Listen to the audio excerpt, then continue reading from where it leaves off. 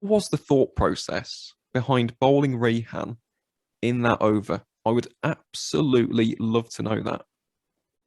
Um, well, as you know, he loves cricket, and he's always asking me to have a bowl. He's always kind of looking in my direction, warming his shoulders up. So yeah, it would be the first to tell you as well. I didn't actually bowl that well prior to that over in that game.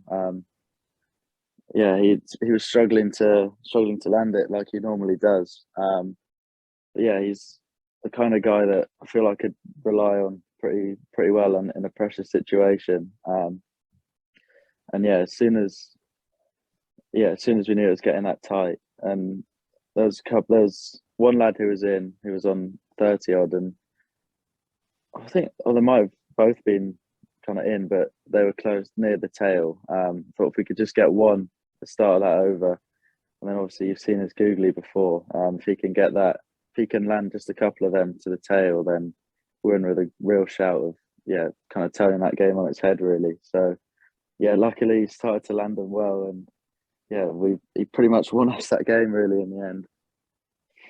Well, it was a fantastic display of bowling. And again, a really, really proactive piece of captaincy, which, as you can tell, I was a massive fan of as a spin bowler. And Rehan, Yeah, I remember going on the Leicestershire County Cricket Club. They have a podcast, right? Talking Foxes is what it's called. I went on that in 2021. Would have been around about August time because that's when the Royal London One Day Cup was happening. And on yeah, that podcast, I think it was episode 7 of their podcast, I mentioned about Rehan Ahmed's googly.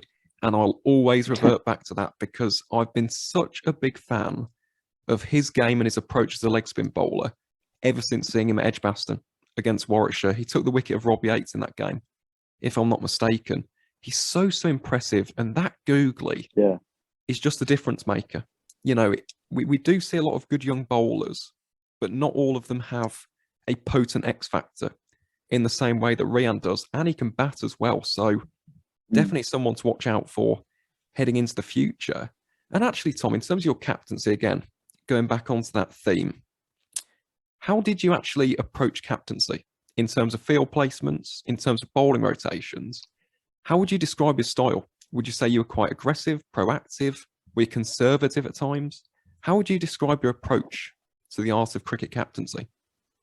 Um, I think it's you've got to try and know the right times when you have to be proactive and when you have to, yeah, kind of be a bit more conservative, as you say. Um,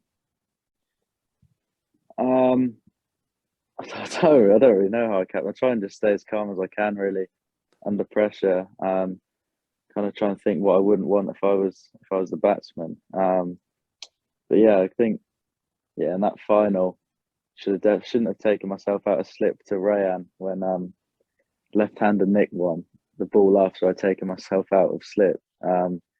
So yeah, I guess, but that's a great bit of learning for myself and the side.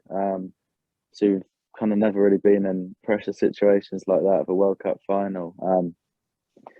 And yeah, it's always tough when you're defending a pretty low score on a decent pitch that isn't really offering the bowlers much laterally.